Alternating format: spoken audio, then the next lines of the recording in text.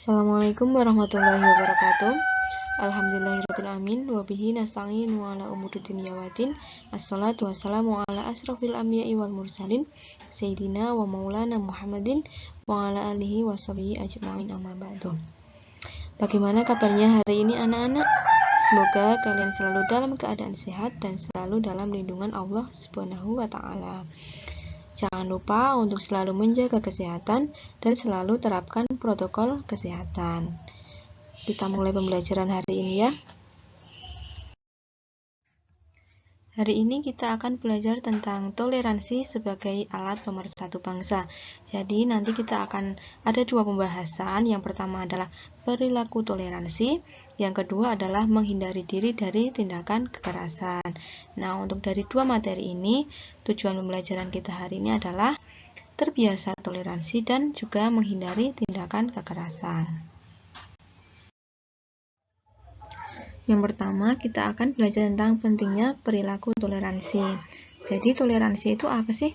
Jadi, toleransi itu berarti menghormati dan belajar dari orang lain, menghargai perbedaan, menjembatani kesenjangan di antara kita sehingga tercapai kesamaan sikap. Jadi, toleransi itu bukan hanya kita menghargai agama orang lain, tetapi dari segi perkataan dan juga tingkah laku gitu. Nah, dengan kita bertoleransi, ini menjadi awal sikap kita menerima bahwa perbedaan bukanlah suatu hal yang salah. Justru perbedaan harus dihargai dan dimengerti sebagai kekayaan. Nah, contohnya ketika di lingkungan kalian itu ada perbedaan budaya, ada pendatang dari Bali dan sedangkan kamu adalah dari Jawa. Nah, itu kan pasti ada perbedaan budayanya. Nah, dari situ kalian harus menghormati dan juga menghargai, karena dengan perbedaan budaya ini akan memperkaya budaya kita gitu. Bukan harus dijauhi karena berbeda dengan budaya kita, bukan, itu harus dihormati. Nah, contohnya yang lain ketika ada perbedaan ras, suku, agama, kemudian cara pandang, perilaku, dan juga pendapat. Jadi ketika kalian diskusi terus nanti ada yang memberikan ide ataupun saran yang berbeda dengan kemauan kita, nah itu jangan langsung nggak bisa kayak gini, tapi harus dihargai, harus dicerna kembali apakah sarannya ini bisa masuk dengan permasalahan kita atau tidak gitu. Jadi ketika ada perbedaan itu harus menghargai gitu ya. Allah juga sudah menegaskan dalam Quran surat Yunus ayat 40-41 terkait pentingnya perilaku toleransi. Nah, kita dengarkan bersama-sama bunyi surat Yunus ayat 40-41 sambil kalian baca artinya ya. وَمِنْهُمْ مَنْ يُؤْمِنُ بِهِ وَمِنْهُمْ مَنْ لَا يُؤْمِنُ بِهِ وَرَبُّكَ أَعْلَمُ بِالْمُفْسِدِينَ وَإِنْ كَذَّبُوكَ فَقُلْ لِي عَمَلِي وَلَكُمْ عَمَلُكُمْ أَنْتُمْ بَرِيئُونَ مِمَّا أَعْمَلُ وَأَنَا بَرِيءٌ مِّمَّا تَعْمَلُونَ. Bagaimana, sudah kita dengarkan bersama-sama ya bunyi surat Yunus ayat 40-41. Nah, dari dua ayat tersebut bisa kita simpulkan dalam tiga hal. Yang pertama adalah umat manusia yang hidup setelah diutusnya Nabi Muhammad terbagi menjadi dua golongan. Ada umat yang beriman terhadap kebenaran Rasul dan kitab suci yang disampaikan, dan ada pula golongan orang yang mendustakan kerasulan Nabi Muhammad dan tidak beriman pada Al-Quran. Jadi setelah Nabi wafat, nanti manusianya ini akan terbagi menjadi dua, ada yang beriman dan juga tidak beriman gitu. Kemudian yang kedua adalah Allah Maha mengetahui sikap dan perilaku orang-orang beriman yang selama hidup di dunia senantiasa bertakwa kepada Allah. Begitu juga orang kafir yang tidak beriman kepada Allah. Jadi Allah ini mengetahui bagaimana sikap dan perilaku orang yang beriman dan juga orang yang tidak beriman selama di dunia gitu. Yang terakhir adalah orang beriman harus tegas dan berpendirian teguh atas keyakinannya. Ia tegar meskipun hidup di tengah-tengah orang yang berbeda keyakinan dengan dirinya. Jadi intinya adalah kita adalah orang yang beriman, jadi harus tegas dan berpendirian teguh bahwa kita harus tetap iman sampai mati gitu. Jangan mau diajak berpindah ke agama lain hanya gara-gara di lingkungan kamu ini banyak orang-orang yang non-muslim gitu. Nah, dari ayat ini juga, dari ayat 40 dan 41 juga menjelaskan bahwa perlunya kita menghargai perbedaan dan juga toleransi. Bagaimana caranya? Jadi cara menghargai perbedaan dan toleransi itu salah satunya dengan tidak mengganggu aktivitas keagamaan orang lain gitu. Bagaimana? Sekarang kita nonton film dulu, film pendek ya.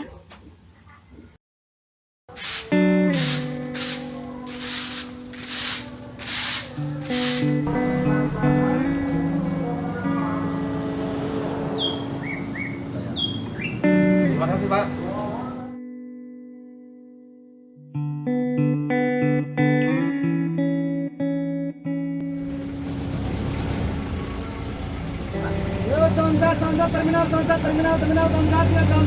Concat.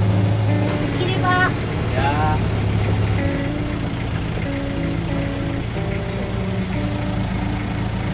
Aduh, uangnya nggak ada ya Pak.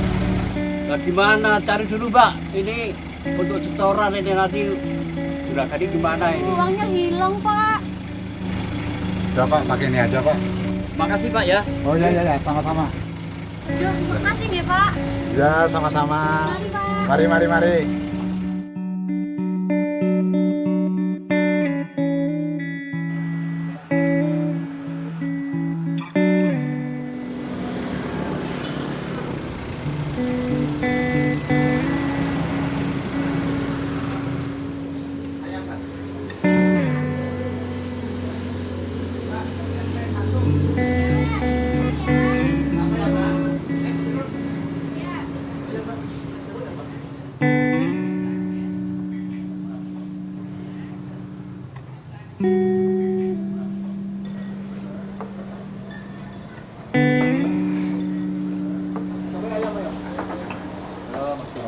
Bu, saya hanya ada uang 3.000. Dapat apa ya, Bu? Wah, cuma dapat nasi saja Pak. Gak apa-apa lah. Ini. Iya, sebentar ya Pak. Ya.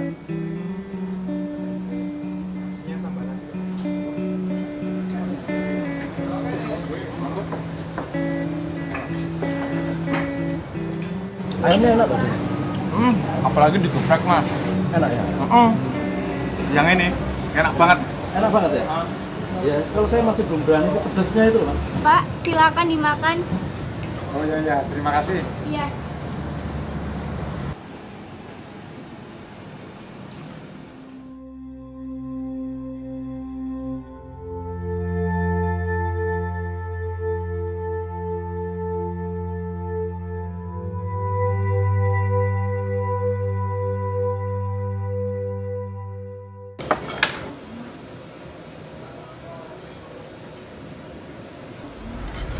Pak. Ini aja. Pak, ini yang kan sudah kotor. Iya, Pak. Ya ini kan masih bagus Pak. Iya Pak, ini aja Pak. Aduh, terima kasih. Saya satu aja ya ini. Oh, Ini iya. aja.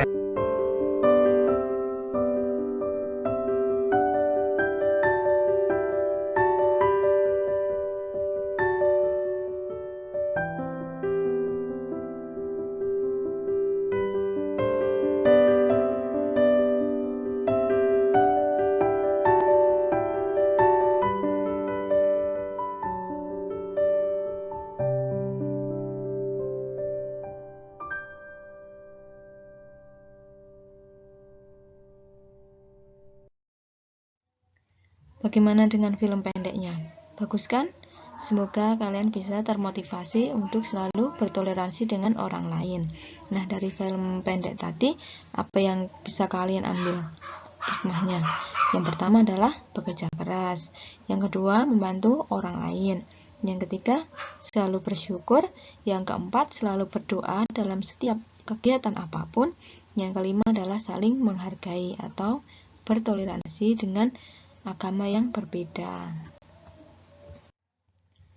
Materi selanjutnya adalah menghindari diri dari perilaku tindak kekerasan. Nah, kita dengarkan dulu bagaimana cerita ketika Umar bin Khattab dan juga Abu Bakar ini pernah bertengkar gitu. Riwayatkan suatu hari dari Imam Bukhari rahimahullah dan ghairu dan lain-lain meriwayatkan dari Abu Darda radhiyallahu anhu. Abu Darda radhiyallahu anhu berkata, suatu hari kami lagi duduk-duduk bersama Rasul sallallahu alaihi wasallam. Kuntu jalisan 'inda Nabi sallallahu alaihi wasallam. Kemudian kita lihat Abu Bakar datang dari jauh, akhidan bi tarfi thawbih, hatta dia sambil datang dari jauh buru-buru sambil mengangkat ujung bajunya sehingga tampaklah betisnya, ya. Rasul pun sallallahu alaihi wasallam melihat Abu Bakar datang begini, kemudian berkata kepada kita, kata Abu Darda, Rasul berkata kepada kita, amma sahibukum faqad ghamar. Ini sahib ente ini habis berantem nih, kelihatan, ya, mukanya kelihatan. Akhirnya datanglah Abu Bakar radhiyallahu anhu, fasallama ala nabi, dia mengucapkan salam, assalamualaikum, fajalas, kemudian duduk. Kemudian Abu Bakar radhiyallahu anhu berkata kepada Rasul sallallahu alaihi wasallam, ya Rasulullah, kana baini wa baina Umar syai'. Terjadi sesuatu antara aku dengan Umar, yakni Umar bin Khattab, aku berantem, okay? Ribut. Fa asra'tu ilaihi, kemudian aku khilaf dan kemudian aku terburu-buru. Asra'tu ilaihi, yakni aku membentaknya atau berkata kasar kepadanya. Thumma nadimt, kemudian aku menyesal ya Rasulullah. Fasa'altuhu an yaghfira li fa'aba, kemudian aku minta maaf terus sama Umar, tapi dia nggak mau maafin aku ya Rasul. Kata Abu Bakar, lihat Rasul bilang apa? Yaghfirullahu laka ya Abu Bakar, yaghfirullahu laka ya Abu Bakar, yaghfirullahu laka ya Abu Bakar. Allah telah mengampunimu ya Abu Bakar. Allah telah mengampunimu ya Abu Bakar. Allah telah mengampunimu ya Abu Bakar. Lihat Rasul yang langsung bilang.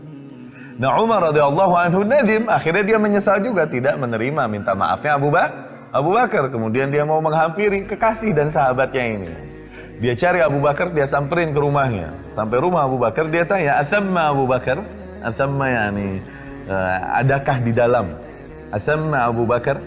Adakah Abu Bakar? Maka ahlu baiti, yani keluarganya bilang, nggak ada di rumah. Umar langsung mikir, oh kalau nggak di rumah berarti sama Rasul. Nggak kemana lagi Abu Bakar radhiyallahu anhu. Akhirnya Umar pun berjalan menuju majelisnya, tempat duduk-duduk Rasul sallallahu alaihi wasallam. Taunya dia lihat di situ ada Abu Bakar radhiyallahu anhu. Dan Rasul sallallahu alaihi wasallam ketika melihat Umar datang, tama'ar wajhu, langsung berubah galak mukanya, yakni istadda minal ghadab, mukanya langsung jadi tajam karena marah sama Umar. Kenapa? Soalnya dia marah sama Abu Bakar. Abu Darda bilang sampai Abu Bakar asfaq ala Umar, ya Allah, sampai dia nyesel, kenapa anda ngadu sama Rasul, kesian Umar nih, bangsa diomelin nih sama Rasul. Fajatha ala rukbatih, akhirnya berlutut Abu Bakar di depan Rasul sallallahu alaihi wasallam yang udah berdiri menyambut Umar nih datang. Mau ngomelin. Abu Bakar pun duduk di depan Rasul. Ya Rasulullah, inni kuntu azlam.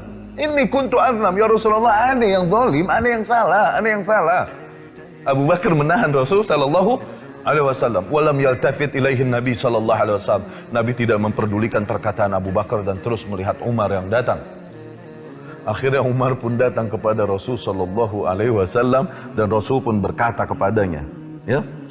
Rasul pun memarahi Umar bin Khattab radhiyallahu anhu. Rasul sallallahu alaihi wasallam berkata kepadanya, menegaskan kepada Umar radhiyallahu anhu bahwasanya betapa Abu Bakar radhiyallahu anhu benar-benar berkorban untuk Rasul sallallahu alaihi wasallam. Apakah kalian mungkin kaum yang mengaku mencintaiku akan meninggalkan sahibku ini, yakni Abu Bakar? Ya? Maka Rasul pun sallallahu alaihi wasallam berkata kepadanya, Innallaha ba'athani ilaikum faqultum kadzabta. Sesungguhnya Allah mengutus aku kepada kalian dan kalian berkata bahwa aku berdusta. Wa qala Abu Bakar, adapun Abu Bakar berkata kepadaku, sadaqt, kau telah jujur, benar yang kau sampaikan ya Rasulullah. thumma wasani binafsihi wa malih, kemudian dia berkorban untukku dengan jiwanya, raganya dan seluruh hartanya. Fahal antum tarikuna li sahibi? Fahal antum tarikuna li sahibi? Apakah kalian akan meninggalkan sahibku? Apakah kalian akan meninggalkan sahibku? Yang ini meninggalkan Abu Bakar radhiyallahu anhu.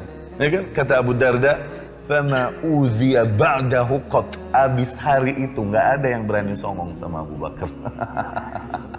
Nggak ada yang berani menyakiti Abu Bakar radhiyallahu anhu. Kenapa? Itu akan menyakiti Rasul sallallahu alaihi wasallam. Siapa yang berani nyakitin Rasul? Fama uziya ba'dahu qat. Tidak pernah Abu Bakar disakiti sedikit pun setelah hari itu.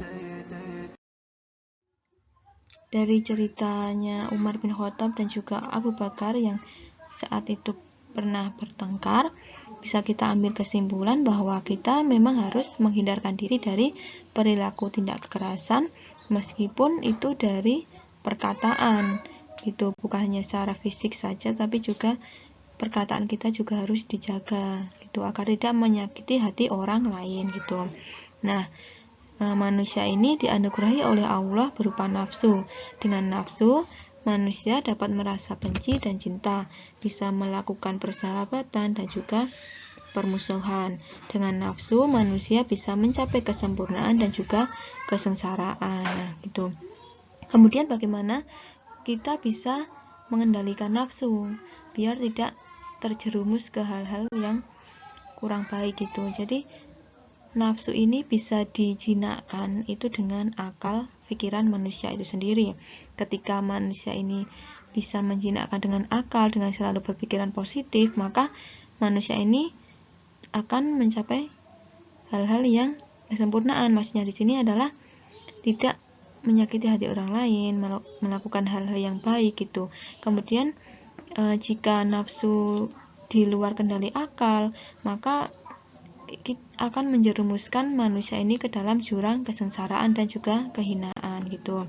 Nah, permusuhan ini terkadang terjadi karena kedengkian dalam hal-hal duniawi, seperti kisahnya Qabil dan juga Habil. Itu kan karena kecemburuan, itu kan jadi timbul permusuhan.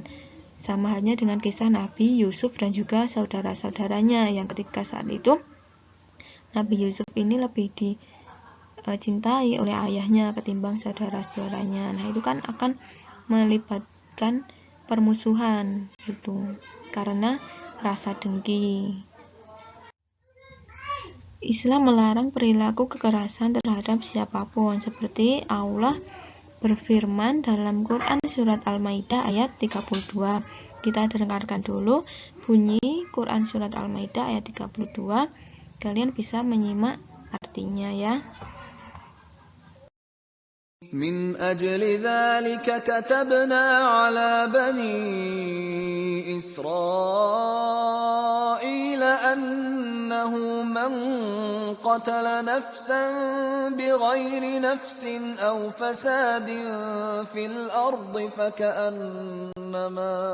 فكأنما قتل الناس جميعا ومن أحياها فكأنما أحيا الناس جميعا ولقد جاءتهم رسلنا بالبينات ثم إن كثيرا منهم بعد ذلك في الأرض لمسرفون. Dari Quran Surat Al-Maidah ayat 32, ada 3 pelajaran yang dapat kita petik. Yang pertama adalah nasib kehidupan manusia sepanjang sejarah memiliki kaitan dengan orang lain. Jadi ketika manusia hidup di dunia ini saling berkaitan dengan orang lain. Dengan begitu, kita harus menjaga hubungan baik dengan orang lain. Yang kedua adalah nilai suatu pekerjaan berkaitan dengan tujuan mereka. Contohnya ketika ada seseorang yang melakukan pembunuhan dengan maksud jahat. Nah, itu merupakan pemusnahan sebuah masyarakat karena masyarakat ini akan kehilangan anggotanya karena dibunuh.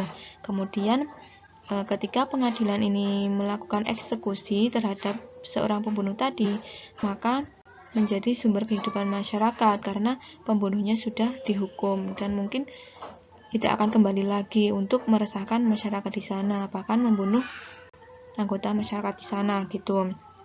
Yang ketiga adalah mereka yang memiliki pekerjaan yang berhubungan dengan penyelamatan jiwa manusia seperti dokter, perawat, polisi harus mengerti nilai pekerjaan mereka gitu. Jadi dengan menyembuhkan ataupun menyelamatkan orang lain yang sakit dari kematian, bagaikan menyelamatkan sebuah masyarakat dari kehancuran gitu. Nah, tugas kita adalah menjaga ketentraman hidup dengan cara mencintai orang-orang yang berada di sekitar kita. Artinya, kita dilarang berperilaku yang merugikan orang lain, seperti menyakiti dan melakukan tindak kekerasan. Nah, ketika seseorang ini melakukan tindak kekerasan, kalau di Indonesia akan dihukum sesuai dengan Undang-Undang Nomor 23 Tahun 2002 dan Undang-Undang Nomor 23 Tahun 2004 gitu. Kiai Haji Abdurrahman Wahid atau yang bisa kita kenal dengan Gus Dur ini pernah berkata, tidak penting apapun agama dan sukumu, kalau kamu bisa melakukan sesuatu yang baik untuk semua orang, orang tidak tanya apa agamamu. Nah, semoga kalian bisa termotivasi dari kata-kata beliau untuk diterapkan dalam kehidupan sehari-hari. Sekian materi hari ini, mohon maaf apabila masih banyak kekurangan dalam menyampaikan materi. Semoga bisa bermanfaat dan kalian bisa memahami apa yang saya sampaikan. Terima kasih.